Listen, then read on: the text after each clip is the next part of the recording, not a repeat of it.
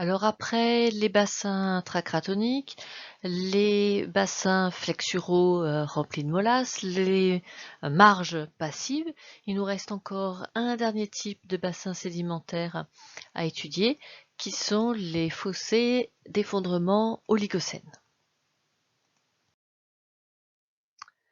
Alors on va commencer par le plus célèbre d'entre eux, le fossé rhénan, pour caractériser ce qu'est un fossé d'effondrement. Donc facile à repérer, ils sont grossièrement rectangulaires, délimités par des failles normales. Donc je vous rappelle le figuré de failles normales, c'est ces petits rectangles, et les rectangles sont du côté du compartiment qui descend. Donc c'est le contraire du chevauchement. Le chevauchement que vous voyez ici, la partie verte est sur les autres terrains. Là, au contraire, le rectangle est du côté qui descend. Donc un moyen mémotechnique, vous pouvez vous imaginer que ces rectangles, ce sont des caisses avec un gros chargement, et donc ça fait descendre le compartiment sur lequel on a déposé les caisses. Alors, ce qui va être typique de ces fossés d'effondrement, c'est que leur cause est un amincissement crustal qui a une cause tectonique. Donc, on n'est plus sur du thermique, on est sur du tectonique. Pour les fossés d'effondrement, on utilise parfois le terme de rift. Alors, parce que ça commence comme un rifting qui pourrait éventuellement donner naissance à de l'océan, mais en fait, on va voir que dans le cas particulier de tous les rifts oligocènes français, en fait, ça a avorté, donc ça a démarré un amincissement crustal, mais ça s'arrêtera là et ça ne donnera jamais naissance à un océan. Donc, parfois, certaines personnes trouvent que le terme de rift est un peu abusif, alors que c'est juste une zone d'amincissement crustal. Donc, on va pouvoir définir deux zones en hauteur qu'on va appeler des Horsts et une zone en contrebas qu'on va appeler un Graben. Donc, comme moyen mémotechnique, si vous avez fait de l'allemand, Grab c'est la tombe, donc c'est plus bas. Donc on vérifie ici sur le fossé rhénan que ça vérifie toutes ces conditions. Donc je vous laisse un petit temps de pause, trouvez sur la carte tous les indices qui vous permettent de dire qu'effectivement le fossé rhénan est un fossé d'effondrement tout à fait caractéristique et que c'est un bassin sédimentaire. Alors pour dire qu'il s'agit d'un fossé d'effondrement, on a vu que la forme était caractéristique.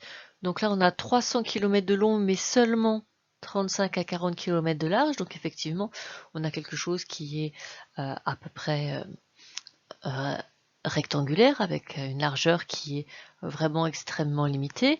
On vérifie bien avec les figurés qu'on a des failles normales des deux côtés, donc la zone ici au centre est en contrebas, quand bien même on se serait trompé dans les figurés, puisqu'on voit que le fond ici du fossé rhénan est occupé par des terrains gris, quaternaires, d'ailleurs on avait les symboles si on avait le moindre doute, forcément il est en contrebas.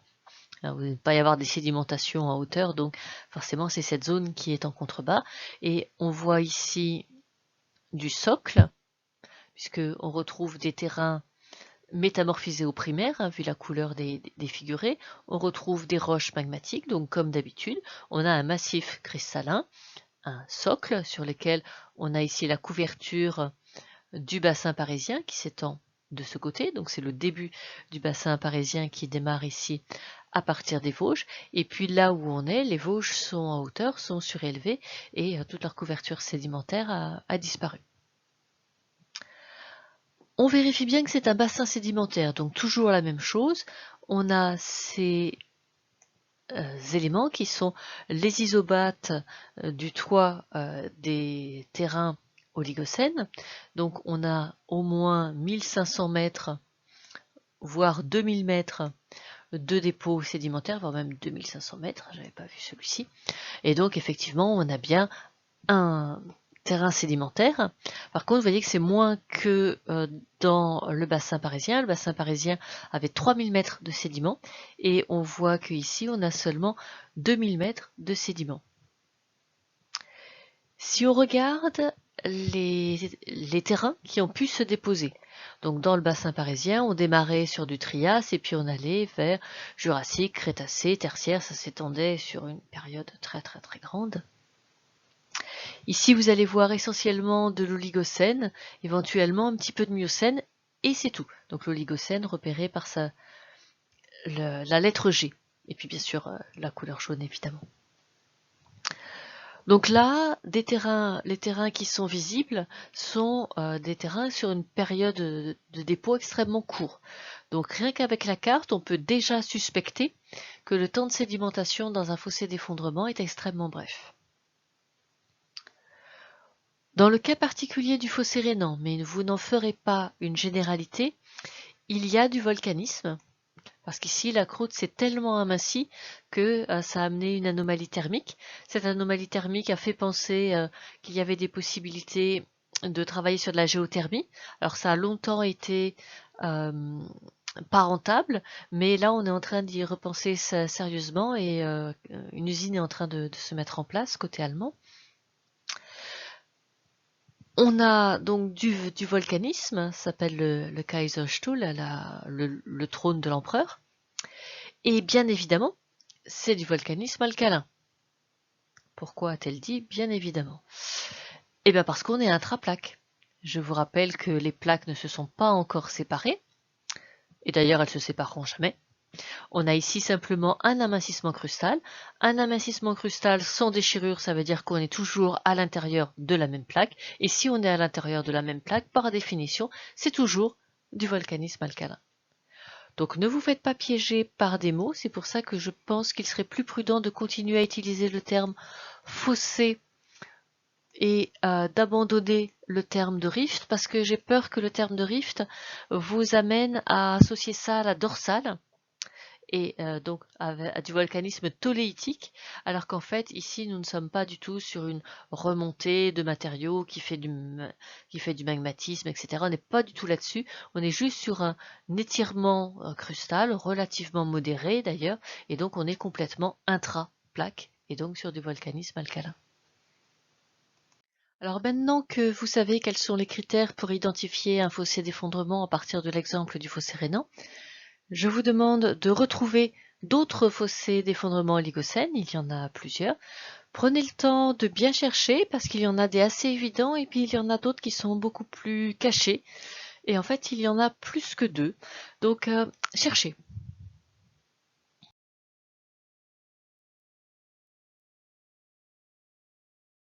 Le plus simple, c'est de partir dans le Massif central, c'est là où c'est vraiment le plus évident. Donc nous avons ici la Bresse, ici le Jura, et on est sur le bord du Massif central avec le Morvan dans cette direction. Et donc ce que l'on repère d'abord, c'est ce secteur qu'on appelle la Grande Limagne. Donc là on retrouve des éléments classiques, vous retrouvez les failles normales à l'est comme à l'ouest, on retrouve des isobates du toit de l'Oligocène, donc qui permet de montrer qu'on a bien un bassin sédimentaire avec plusieurs milliers de mètres de dépôt de sédiments. Et puis on retrouve bien qu'ils sont oligocènes, hein, c'est assez frappant, c'est les terrains les plus anciens que l'on arrive à trouver dans ce terrain. Il peut y avoir d'autres plus récents, mais les plus anciens sont oligocènes. Et puis bien sûr, on a la forme tout à fait caractéristique, rectangulaire, et donc là on a un deuxième fossé d'effondrement tout à fait classique, quoique ici il n'y a pas de faille normale. Donc là on est en contact normal, en contact sédimentaire, même chose si on reprend cette portion, et puis par ici aussi on est en contact sédimentaire et non faillé. Donc là, on a probablement des mouvements tectoniques d'ampleur moindre, en tout cas dans cette portion. Peut-être qu'ici, on a une portion qui bouge assez peu. Mais je vous avais dit qu'il y en avait plus que deux, donc il fallait en chercher d'autres. Eh bien, vous avez juste à côté la petite Limagne.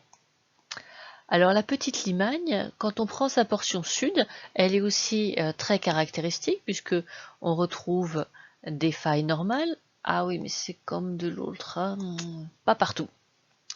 Et puis on retrouve des terrains oligocènes au centre.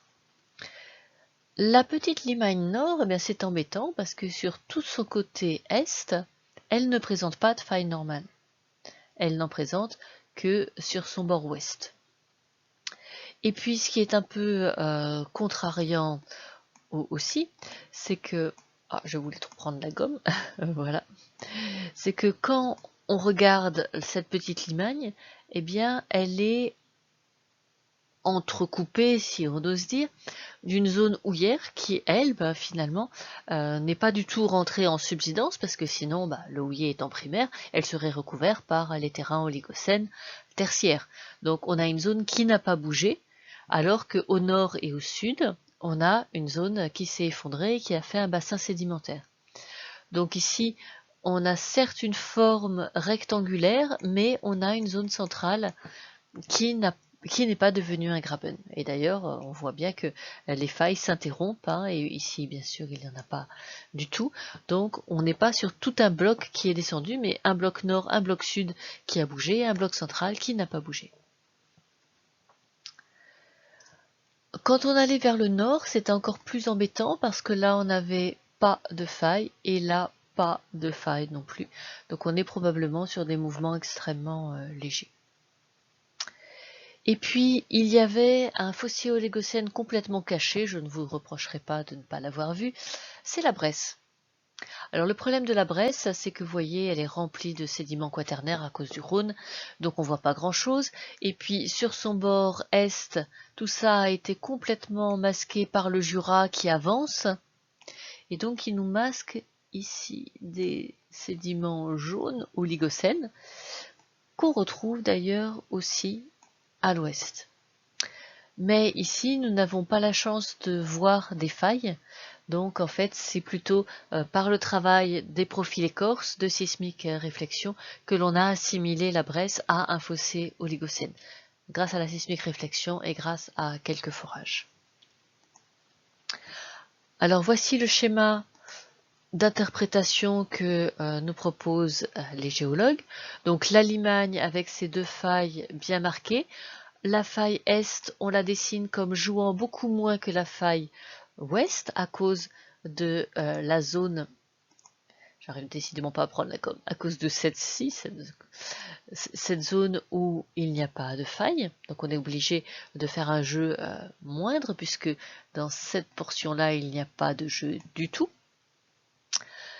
Même chose pour la petite limagne, dans cette portion-ci, il n'y a pas de faille, donc elle a été dessinée ici carrément sans faille, avec un contact parfaitement normal entre les monts du Lyonnais qui sont ici et la petite Limagne. Par contre, une faille côté ouest, comme on peut le voir sur la carte. Et puis ici, la Bresse a été débarrassée de ses sédiments quaternaires de façon à montrer ce que l'on pourrait voir à certains endroits quand on arrive à aller correctement sur le terrain. Il y a des petits affleurements oligocènes qui permettent de voir des dépôts oligocènes et par profil écorce, on arrive à voir les failles normales. Et donc là, ce qui est vraiment frappant, si on prend un petit peu de recul, c'est que on a beaucoup d'éléments qui sont en fait parallèles les uns aux autres. Si nous prenons la Limagne, la grande Limagne, elle est nord-sud. La petite Limagne, elle est nord-sud. La Bresse, alors la Bresse, elle est plutôt en arc de cercle autour du Jura et elle va dans le prolongement du fossé rhénan. Donc on arrive là sur quelque chose d'assez curieux. Est-il vraiment possible d'avoir comme ça 3 éléments, et en fait 4 avec le fossé rhénan, qui sont apparemment tous tangents à la forme arquée des Alpes. Les Alpes forment un arc de cercle et tous les fossés oligocènes sont tangents par rapport à cet arc de cercle. Et puis, deuxième coïncidence, ils sont tous oligocènes. Vous voyez que c'est extrêmement curieux qu'ils aient tous la même disposition, qu'ils se forment tous à la même époque. Donc nous n'allons pas imaginer des mécanismes indépendants pour l'ensemble de ces fossés oligocènes. On va forcément leur trouver une cause commune.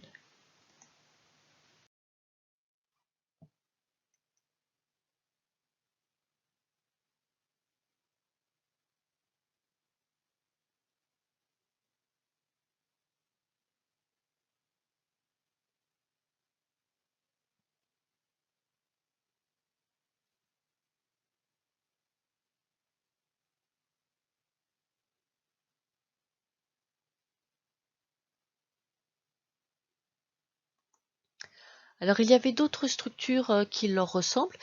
On réserve ça à ceux qui préparent G2E, hein, les accros vous pouvez passer.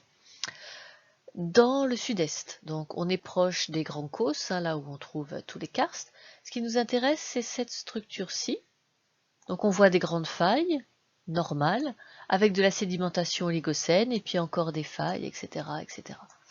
Donc là, on a bien le dépôt oligocène comme tous les autres. Par contre, on n'a pas la même direction, c'est-à-dire que vu la forme arquée des Alpes dans cette portion sud, si c'était exactement la même chose que les autres, ils auraient cette direction. Or, on voit que justement, on a plutôt la forme en symétrie par rapport à un trait vertical nord-sud, donc c'est pas du tout ça. Donc ces éléments qui sont en fait des sortes de petits blocs basculés ne sont pas dus à la même cause que les fossés oligocènes classiques. Eux, ils sont dus en fait à une déchirure dans la Méditerranée, donc une forme d'océanisation, une sorte de rifting qui fait un étirement de la croûte continentale qui est ici. Donc on a toute une série de blocs basculés qui amènent ensuite vers une croûte beaucoup plus mince, vers l'océan. Donc en fait on va des Cévennes qui est une croûte tout à fait normale, progressivement on se dirige vers une croûte océanique avec un amincissement crustal. Donc ça c'est dû à l'histoire très compliquée de la Méditerranée et au fait qu'il y a eu un étirement à l'intérieur de la Méditerranée. Donc quelque chose de complètement indépendant des fossés oligocènes. Donc ce qu'on va représenter sous cette forme, donc c'est pour ça que ça s'interprète beaucoup plus comme des blocs basculés, puisqu'on a une faille, une sédimentation oligocène, là on a aussi toute une série de failles qui vont dans le même sens et qui vont dans un sens d'amincissement crustal et d'une océanisation progressive.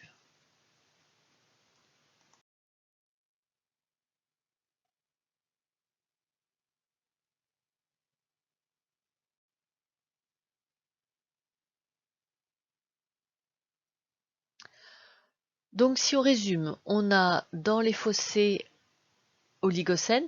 Alors, si vous pouvez, n'utilisez pas le terme rift pour pas que ça vous induise en confusion. Donc, on va parler de fossé d'effondrement. Donc, on a le fossé rénant, un fossé symétrique avec deux failles normales, mais nous avons montré dans les premiers cours de l'année, grâce au profil écorce, qu'en fait, on a une faille qui est beaucoup plus étendue que l'autre. Hein, c'était dans le premier cours sur la rhéologie. Et qu'en fait, s'il est symétrique en surface, il n'est pas symétrique en profondeur. Néanmoins, là, on a le système classique, un élément central qui est descendu, donc on va appeler le graben, par rapport à deux massifs cristallins qui restent en hauteur, qui sont les Vosges côté français, la Forêt Noire côté allemand. On peut encore appliquer cette définition à la Limagne, puisque là, on a encore deux failles normales, mais qui fonctionnent de façon dissymétrique. Une faille normale très active à l'ouest, une faille normale très très peu active, voire à certains endroits pas active du tout. Par ici, elle n'est pas active du tout. Donc certes, on a un horst, mais un horst qui a tendance à basculer, puisqu'il joue beaucoup plus d'un côté que de l'autre.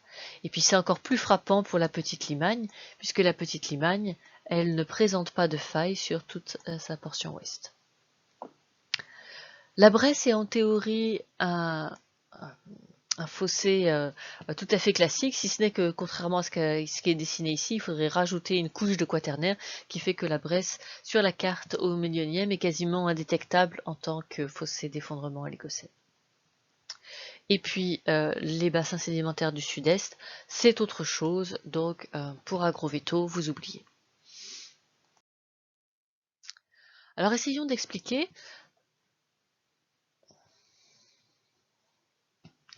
Essayons d'expliquer pourquoi on a donc ces fossés qui sont tous à peu près tangentiels à la forme incurvée ici, arquée des Alpes. D'ailleurs, ça se prolonge un petit peu plus loin en Europe. Et pourquoi ils fonctionnent tous à l'Oligocène. Donc, comme on l'a dit, c'est une coïncidence extrêmement étonnante et il vaut mieux faire une hypothèse parcimonieuse, c'est-à-dire de proposer que, puisqu'ils fonctionnent tous à la même période avec la même orientation, eh bien, ils ont tous la même cause. Et qu'est-ce qu'on connaît comme cause dans le secteur? Eh bien, puisque leur forme est associée aux Alpes et que la collision alpine est elle aussi oligocène, eh bien, on va proposer que ce soit justement la collision alpine. Donc, la collision, c'est l'empilement de deux croûtes continentales l'une sur l'autre. Vous verrez dans le cours Alpes comment on arrive à ce phénomène. Disons simplement qu'on y arrive. À ce moment-là, il y a une surcharge parce que la croûte du dessus pèse sur celle du dessous, donc celle du dessous est obligée de fléchir, mais c'est une roche qui est, c'est une lithosphère qui n'est pas entièrement plastique, qui est élastique et qui a du mal à se déformer. Alors pas tellement la croûte, hein. La croûte, ça lui poserait pas de problème de se déformer comme ça, mais le manteau lithosphérique, lui, se déforme beaucoup moins bien. Et la croûte est toujours mécaniquement reliée au manteau lithosphérique. Donc en fait, elle va se déformer comme le manteau lithosphérique, et comme le manteau lithosphérique a du mal à se déformer, il fait ces bombements qu'on a ici, et à d'autres endroits des flexures. C'est pour ça que nous avons parlé d'un bassin, de bassin flexural, hein, c'était cette incurvation. Alors ce qui nous intéresse, nous, c'est le bombement. Alors le bombement, c'est ce qui surélève le massif central, mais ce n'est pas notre question. Mais c'est surtout que si vous avez un bombement, la face supérieure est mise en extension, et donc elle a tendance à casser. Puisqu'on est en surface, hein, on est sur la déformation cassante et pas sur la déformation ductile. Et donc elle va casser en faisant des failles normales, plus ou moins prononcées, plus ou moins symétriques, et on s'attend du coup à avoir juste à côté des Alpes, puisque c'est elle la cause, tout autour des Alpes, on s'attend à avoir des fractures, et des fractures qui vont se produire quand? Ben, ils vont se produire quand on aura empilement de ces lithosphères, donc à l'Oligocène.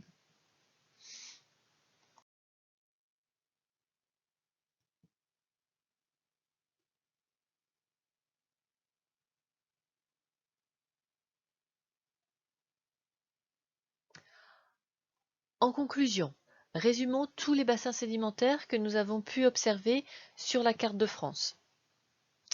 Donc nous avons observé des bassins sédimentaires associés à des extensions qu'on a appelées fossés d'effondrement. Ils utilisent le terme rift, mais j'aime pas trop ça. Donc tous ceux qui sont associés à l'orogénèse alpine, donc le fossé rhénan, les deux Limagnes, et puis on a vu quelque chose qui ressemble à condition de n'en prendre que la moitié, tout ceci aurait disparu, et ce sont les bassins du sud-est qui sont associés à une déchirure à l'intérieur de la Méditerranée qui a ouvert le golfe du Lion. Donc tout ça, ce sont des fossés d'effondrement caractéristiques de l'orogénèse alpine de l'Oligocène.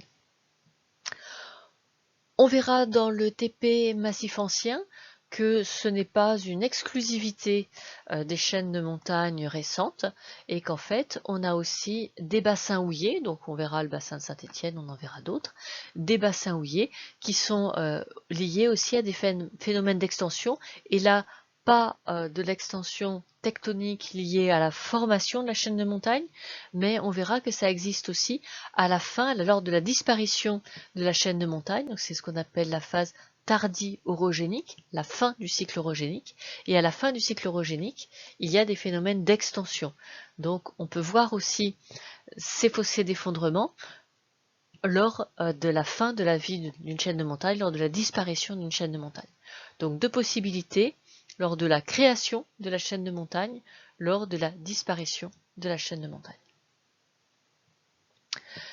Ces bassins sédimentaires sont très rapidement comblés et vous voyez évidemment que ce sont des bassins dont la création d'espaces disponibles se fait par tectonique. Autre bassin que nous avons pu voir vraiment sur les marges de la carte de France, ce sont les marges passives. Donc sur les marges passives actuelles, nous les avions repérées avec le changement de pente tout à fait caractéristique. Donc on avait vu ça du côté atlantique et de façon un petit peu moins marquée, mais ça se voyait quand même du côté du golfe du Lion dans la Méditerranée. Et puis l'existence des blocs basculés, on avait vu ça aussi dans le TP Alpes. Donc il est possible de retrouver aussi des paléo-marches passives. Donc ce schéma vous montre pourquoi est-ce que dans une marge actuelle, il n'est pas possible de voir ce côté en escalier. C'est parce que vous avez une énorme sédimentation. Vous avez étudié ça en première année. On travaille sur tous les cortèges sédimentaires des marges passives parce que c'est un lieu de très forte sédimentation.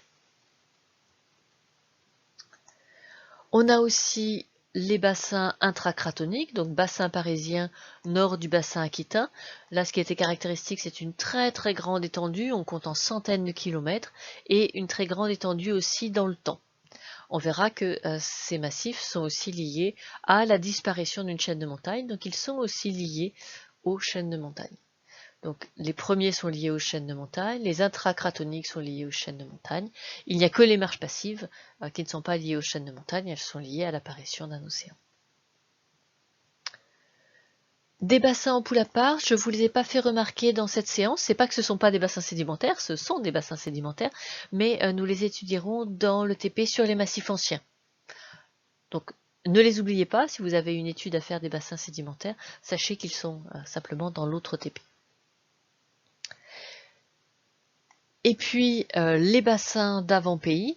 Donc les bassins d'avant-pays, ce sont les bassins flexuraux.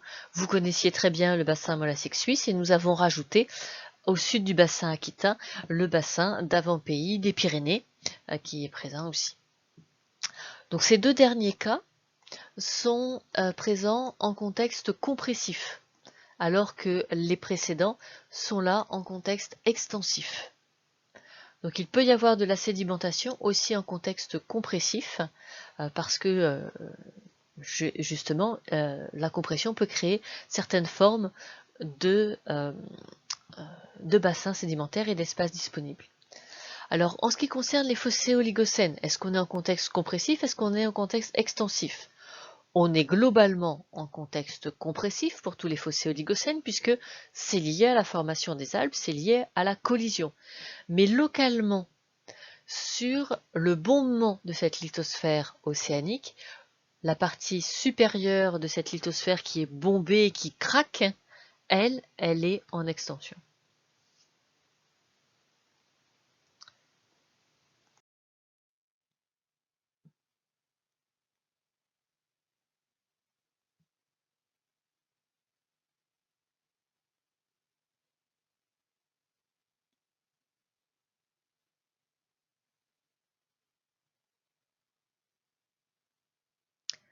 Donc nous pouvons rajouter ici les fossés d'effondrement oligocène. Si vous utilisez le terme rift, rajoutez toujours avorté, parce qu'un rift qui n'avorte pas est par définition un rift qui donne un océan. Nous n'avons pas d'océan en plein milieu de la France, donc bien sûr c'est un rift avorté, sinon parlez tout simplement de fossé d'effondrement. Donc évidemment là la couleur est imposée puisque ce sont des terrains oligocènes, nous sommes forcément obligés de les mettre en jaune. Donc nous avons bien évidemment le fossé rhénan, la grande Limagne, la petite Limagne, la Bresse même si c'est pas complètement évident, et puis la série de blocs basculés des bassins du sud-est. Dans tous les cas, il s'agit d'une subsidence tectonique puisque c'est la fracture des zones bombées ou dans le cas particulier du sud-est, c'est encore une raison tectonique, c'est une océanisation partielle de la Méditerranée. C'est très rapide puisque ça ne concerne que l'Oligocène et quelques périodes ultérieures, donc on va compter en dizaines de millions d'années seulement. Et ici, ce qui est caractéristique, c'est que c'est limité au tertiaire et en fait à l'Oligocène et un tout petit peu après. Donc normalement, votre carte est terminée et à part les massifs anciens que nous n'avons pas encore évoqués, eh bien la carte de France au millionième n'a plus de secret pour vous.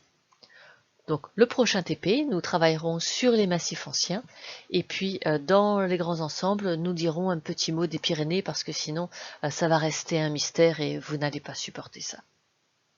À bientôt!